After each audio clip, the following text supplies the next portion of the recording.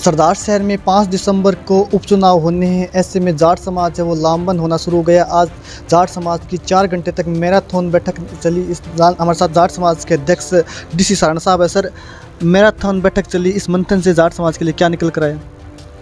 जाट समाज ने पहली बार एकजुट होकर के ये महसूस किया कि हमारा बार बार प्रमुख दल जो हैं वो अपमान कर रहे हैं। इससे इतना रोष था कि जितने भी 100-150 लोग बोले, संख्या में तो बहुत बड़ी संख्या में आए थे, हर गांव मोहल्ले से आए थे, उन सब का सार ये था कि वो बहुत नाराज थे।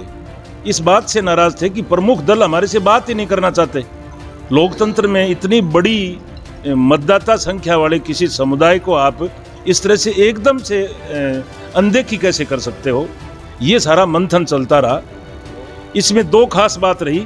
एक बात तो ये रही कि इस इलाके के जितने भी इस विधानसभा क्षेत्र के राजनीतिक सक्रिय लोग हैं, वो सब लोग जो हैं वो सब लोग पधारे।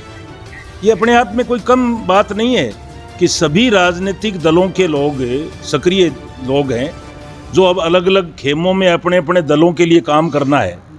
वो सारे के सारे जो हैं पूरे दिन भर अपने सारे प्रोग्राम छोड़ के और समाज के आह्वान पर यहाँ शामिल हुए और उन्होंने अपने मन की बात उन्होंने सब लोगों ने कही। एक बात तो ये महत्वपूर्ण थी। दूसरी बात ये है कि एक कमेटी बनाई है जो पूरे विधानसभा क्षेत्र के को कवर करती है और सभी संस्थाओं को कवर करती है।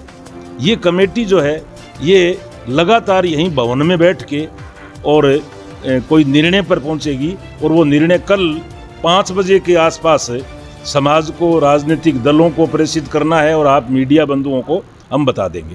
जाट समाज किस ओर जा रहा है सर? नहीं, ये तो आपने बहुत डूंगी बात पूछ ली। जाट समाज राजनीतिक दलों से रुष्ट है, अपमानित है कि हम 80,000 हैं, इसके बावजूद ये नहीं पूछ रहे हैं।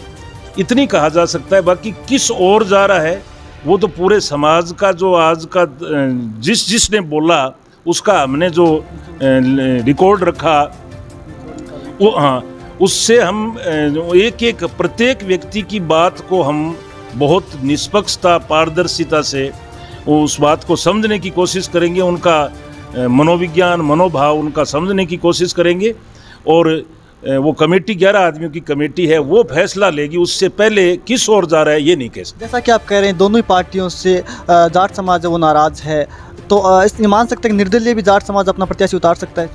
दोनों की बात नहीं कर रहे हम, तो सभी प्रमुख जो राजनीतिक दल हैं RLP से हाँ मानते हैं। सभी राजनीतिक दलों ने समाज को अहमियत नहीं दी, अवहेलना की।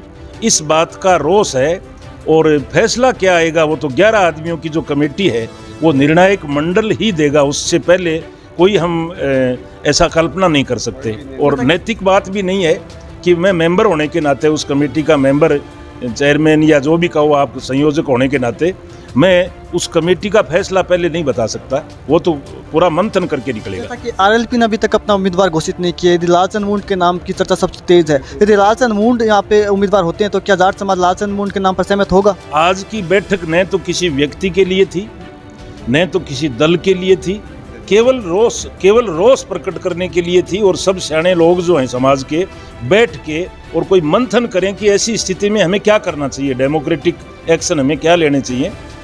केवल इस बात के लिए थी। हम कोई किसी भी व्यक्ति का न नाम आया या ना किसी के खिलाफ कोई कटाक्ष हुआ।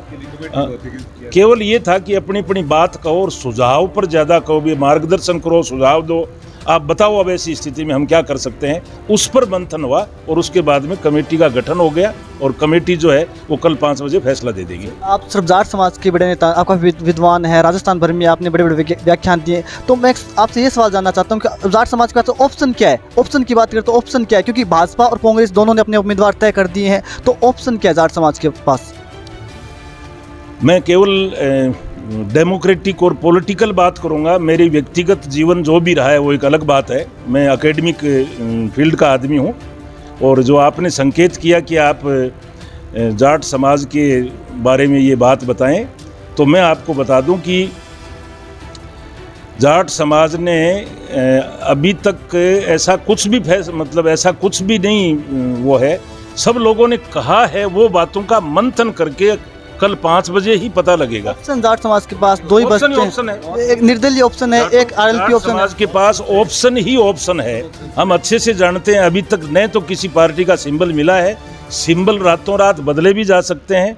उन सब तक मैसेज हमारे जाएंगे, हम लोग प्रक्रिया जानते हैं, वो सारे मैसेज जो हैं उन तक पहुंचाएंगे।